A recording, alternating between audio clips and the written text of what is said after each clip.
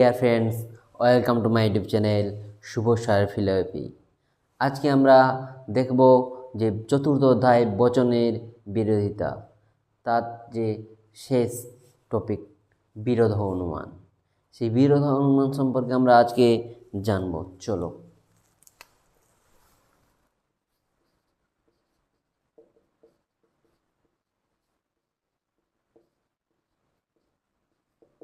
বিরোধ অনুমান কাকে বলে?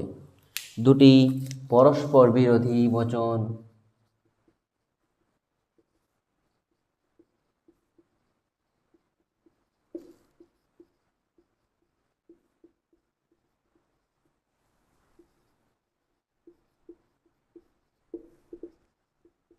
মধ্যে একটি বচন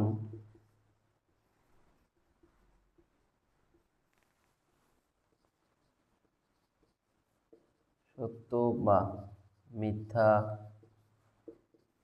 হলে অপর বচনটির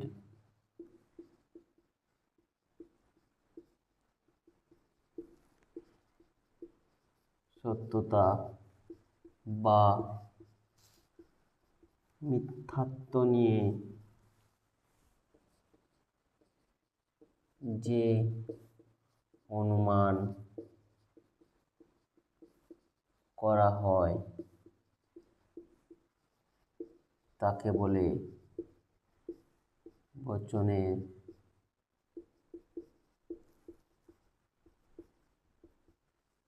বিরোধ অনুমান।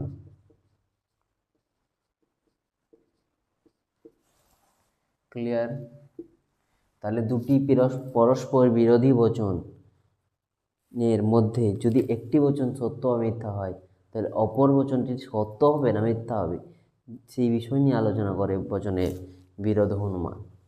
যেমন সকল মানুষ হয় মরণশীল, এই বচনটি যদি সত্য বা মিথ্যা হয় তাহলে বচন বিপরীত বিরোধী। কোনো মানুষ নয় মরণশীল, সত্য আর মিথ্যা হবে, সেটা নিয়ে আলোচনা করে বচনের বিরোধ অনুমান। সত্য মিথ্যা নিয়ে একটা ছক বলবো, সেটা ক্লিয়ার হয়ে যাবে। চলো এখন বচনের বিরোধ অনুমানকে কয়ভাবে ভাগ করা হয়, কি কি? বচনের বিরোধ অনুমানকে 4 ভাগে ভাগ করা হয়।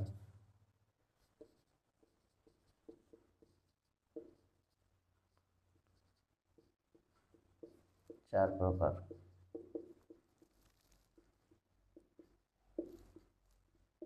1, 2, 3, 4। 1 নম্বর হচ্ছে বিপরীত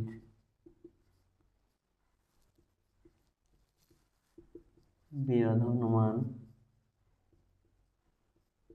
2 নম্বর হচ্ছে অধীন বিপরীত বিরোধ অনুমান।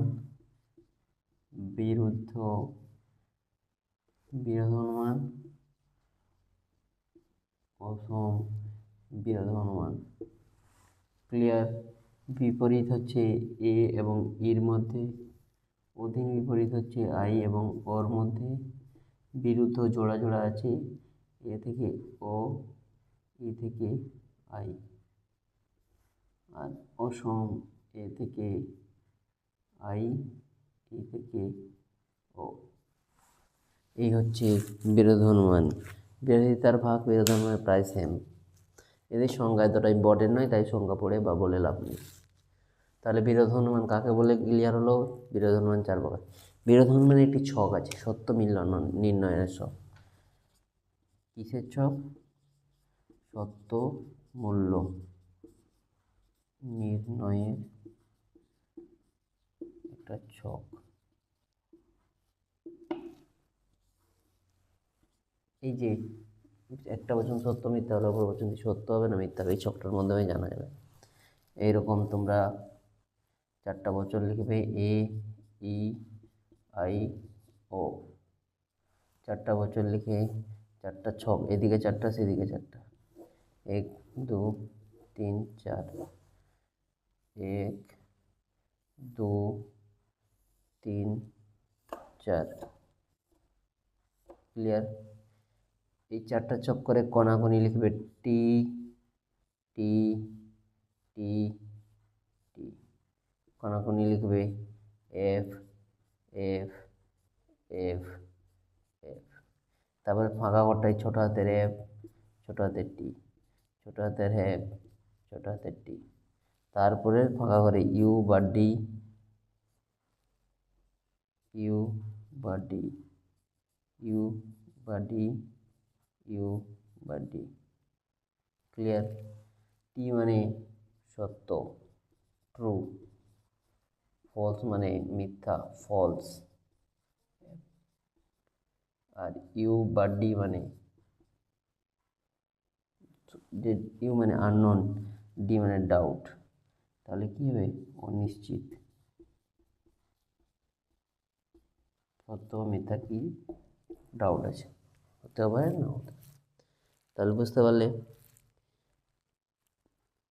যদি পরীক্ষায় পড়ে এ সত্য হয় তাহলে ই বচন কী হবে? মিথ্যা হবে। সবসময় দেখবে এখানে যেমন ই যদি মিথ্যা হয়, এই অ্যাপটা ধরবো না, এই অ্যাপটা সবসময় বড় হাতের ধরবে। কোন হাতের? বড় লেটার, ক্যাপিটাল লেটার।